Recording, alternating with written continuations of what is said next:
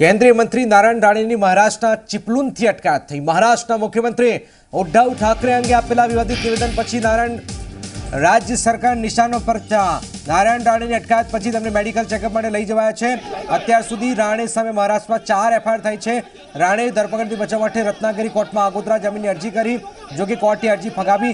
બોમ્બે હાઈકોર્ટમાં પણ આગોતરા જામીનની અરજી કરવામાં આવી હતી, પરંતુ બોમ્બે હાઈકોર્ટે પણ સુનાવણી કરવાથી ઇનકાર કર્યો છે। नारायण राणे सामे 4 एफआईआर।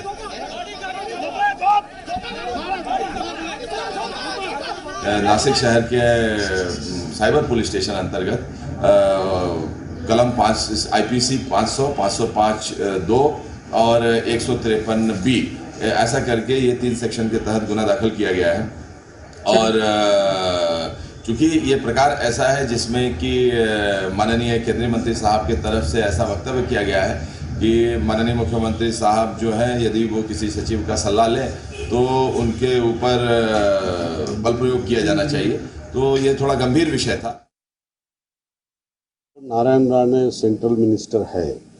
महाराष्ट्र के मुख्यमंत्री के खिलाफ जो स्टेटमेंट किया है वो गलत है। जनभावना और लोक भावना का अनादर है। शिव सैनिकों को चेतावनी देने वाला बयान है। राज शिष्टाचार के खिलाफ है। कैबिनेट मंत्री पद का शपथ देते समय व्यक्तिगत द्वेष भावना, व्यक्तिगत दुश्मनी के खिलाफ कोई स्टेटमेंट करना नहीं चाहिए। ऐसा शपथ विधि, शपथ ग्रहण राज शिष्टाचार में देते हैं, लेकिन उसके खिलाफ ही नारायण राणे ने वक्तव्य किया है। तो उद्धव ठाकरेને થપ્પડ મારવાની જે ટિપ્પણી હતી ત્યાર પછી મામલો ખૂબ જ ગરમાયો છે ને નારાયણ રાણેની અટકાયત થઈ છે, ધરપકડ થઈ। અને આ પરિસ્થિતિની વચ્ચે અમારી સાથે અમારા સંવાદદાતા નારાયણ રાણેના ઘરની બહારથી રાજીવ રંજન અમારી સાથે જોડાયા છે। રાજીવ, फिलहाल क्या परिस्थिति, क्योंकि जामीन भी अभी नहीं मिल पा रहा है और ये पूरे प्रकरण में ऐसा लग रहा है कि नारायण राणे अकेले चल रहे हैं, ना कि महाराष्ट्र बीजेपी उनके साथ चल रही है। तो इस परिस्थिति में जामीन भी अभी मिल नहीं रहे हैं, तो क्या कुछ हलचल महाराष्ट्र की राजनीति में? देखिए, महाराष्ट्र की राजनीति में ये एक तरह से कहा जाए तो ये भरपूर एक राजनीतिक उठापटक सामने आ रही है। जिस तरीके से नारायण राणे का जो जन आशीर्वाद यात्रा था, उस आशीर्वाद यात्रा को रोकने के लिए कई बार 40 अभी तक एफआईआर दर्ज किए जा चुके थे। महाराष्ट्र सरकार के अलग अलग हिस्सों में शिव सैनिकों की तरफ से ये दर्ज किए जा चुके थे। साथ साथ सरकार की तरफ से दर्ज किए गए थे कि कोविड गाइडलाइन का उल्लंघन किया गया। अब दूसरी बात जो सामने आ रही है, जिस तरीके से नारायण राणे ने एक पत्रकार वार्ता में स्पष्ट तौर पर मुख्यमंत्री उद्धव ठाकरे के खिलाफ कुछ आपत्तिजनक शब्द जरूर कहे थे, उस टिप्पणी को लेकर 3 अलग अलग एफआईआर दर्ज हुए थे। नासिक में, पुणे में और इसके अलावा रत्नागिरी के इलाके में एफआईआर दर्ज हुए थे। अब इस एफआईआर को दर्ज होने के बाद जिस तरीके से नासिक से ये गिरफ्तारी के लिए बात कही गई थी, यानी उनको अरेस्ट करने की बात कही गई थी। संगमेश्वर में हालांकि नारायण राणे अभी जो जन आशीर्वाद यात्रा था उसके अगले पड़ाव पर थे। संगमेश्वर में उन्हें रोका गया, रोक के उनके जो कन्वाई से उन्हें अलग किया गया, खास करके समर्थकों से अलग कर दिया गया। इसके बाद एक तरह से उन्हें डिटेन कर लिया गया। डिटेन करने के साथ साथ ही उन्हें उनकी जो तबीयत की हालत बिगड़ रही थी, तो लिहाजा डॉक्टरों की एक टीम, एम्बुलेंस भी रखा गया।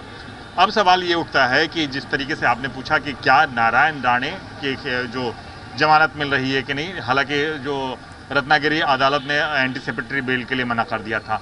दूसरी बात जो हाईकोर्ट में उनके वकीलों के जरिए ये दायर किया गया था, तो वकीलों को यही स्पष्ट कहा गया कि आप इस सुनवाई को सुनने से इनकार किया गया और कहा गया कि प्रोसेस से आइए, यानी 4:30 बजे का समय दिया गया है। 4:30 बजे के समय पर उनसे सुनवाई होगी।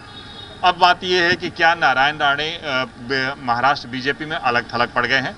हालांकि नारायण राणे के वक्तव्य को लेकर जरूर ये पूर्व मुख्यमंत्री देवेंद्र फडणवीस ने कहा कि उनके वक्तव्य से वो सहमत नहीं है, लेकिन नारायण राणे के खिलाफ जिस तरीके से सरकार साजिश रच रही है, पुलिस बल का बल प्रयोग कर रही है, अलग अलग जगहों पे उनके एफआईआर दर्ज किए जा रहे हैं, इस बात को लेकर बीजेपी पूरे उनके साथ खड़ी है।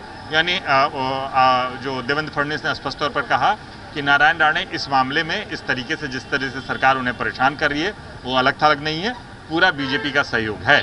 दूसरी बात, जो महाराष्ट्र प्रदेश अध्यक्ष चंद्रकांत दादा पाटिल ने स्पष्ट भी कहा है कि भले ही उनके वक्तव्य करने का अंदाज अलग हो, तरीका अलग हो, लेकिन उनके कहने की बात को लिए नज़रअंदाज नहीं किया जा सकता है। लेकिन उनके साथ जो सरकार ज्यादती की रही है, महाराष्ट्र सरकार, इस बात को लेकर पूरा बीजेपी, महाराष्ट्र का पूरा बीजेपी, एक एक कार्यकर्ता उनके साथ खड़े हैं। अब जिस तरीके से मैं यहाँ बात करूँ कि यहाँ नारायण राणे का जो घर जुहू इलाके में है, अंधेरी में, वहाँ आज सुबह जिस तरीके से शिव सैनिकों की तरह पथराव किए गए, बीजेपी के कार्यकर्ताओं के जरिए उन्हें प्रत्युत्तर में कुछ झड़प जरूर हुई। इस बात से स्पष्ट है कि नारायण राणे केवल अकेले नहीं हैं, लेकिन हाँ, वो साथ साथ जरूर खड़े हैं। नारायण राणे का वक्तव्य करने का अंदाज अलग है, तरीका अलग है। इस बात को लेकर जरूर बीजेपी ने ये जाहिर की है कि भले उनके वक्तव्य से सहमत नहीं है, लेकिन उनके साथ जो बात की जा रही है उस बात पर, यानी सरकार के जरिए से जो दमनकारी नीति अपनाई जा रही है महाराष्ट्र सरकार की तरफ से, इस दमनकारी नीति के खिलाफ पूरा बीजेपी साथ साथ उनके साथ खड़ा है और हर स्तर तक जाकर उनकी लड़ाई लड़ेगा।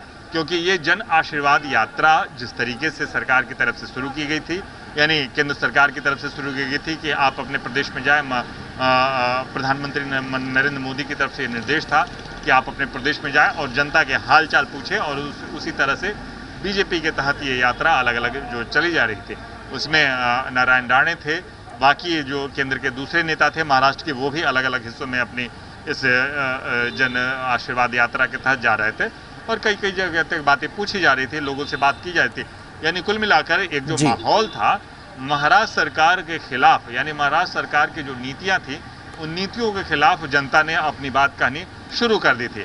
अब ये बात अगले स्तर तक जाती, लिहाजा इसी बात को यहीं दबाना, यानी जन आशीर्वाद यात्रा को पूरी तरह से खत्म करने की साजिश महाराष्ट्र सरकार की तरफ से की जा रही थी। इसीलिए अलग अलग हिस्सों में जो FIR दर्ज हुए थे, 40 से ज़्यादा FIR दर्ज हो चुके थे। बात बात में जिस तरीके से नारायण राणे ने मुख्यमंत्री के खिलाफ, यानी मुख्यमंत्री पर जो टिप्पणी की थी, उस टिप्पणी को आधार बनाकर नारायण राणे के खिलाफ कई लगभग 4 अलग अलग जो फौजदारी मामले दर्ज किए गए, जिसमें IPC धारा 500, 502B और 553B के तहत दर्ज किया गया, जिसे गंभीर बताया गया। और नारायण राणे के गिरफ्तारी और बात की सारी बातें जरूर कही गई कि उन्हें अदालत में पेश करना होगा, और क्योंकि मामला जो गंभीर बनता जा रहा है, लोगों में अशांति बनती जा रही है, जो शिवसेना समर्थक हैं वो उग्र होते जा रहे हैं। बहुत शुक्रिया राजीव।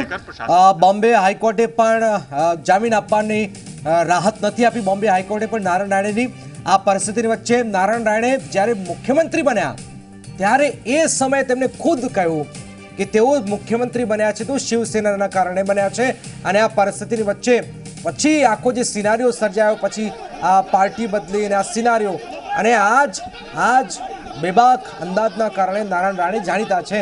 શિવસેનામાં પણ હતા ત્યારે આજ લડત ચલાવતા, આજ શબ્દોનો બાણ ચલાવતા હતા, અને પછી ઉદ્ધવ ઠાકરેની એન્ટ્રી થઈ અને ત્યાર પછી નારાજગી અને ભાજપમાં આવવું અને હવે તેમને કેન્દ્રીય મંત્રી બનાવવા, કારણ કે ઉદ્ધવ ઠાકરે નારાયણ રાણે ધૂળ વિરોધી છે, એકબીજાના ધૂળ વિરોધી છે, અને આ પરિસ્થિતિની વચ્ચે મહારાષ્ટ્રની રાજનીતિમાં એક નવા પ્રકરણની શરૂઆત નારાયણ રાણેના સ્વરૂપમાં।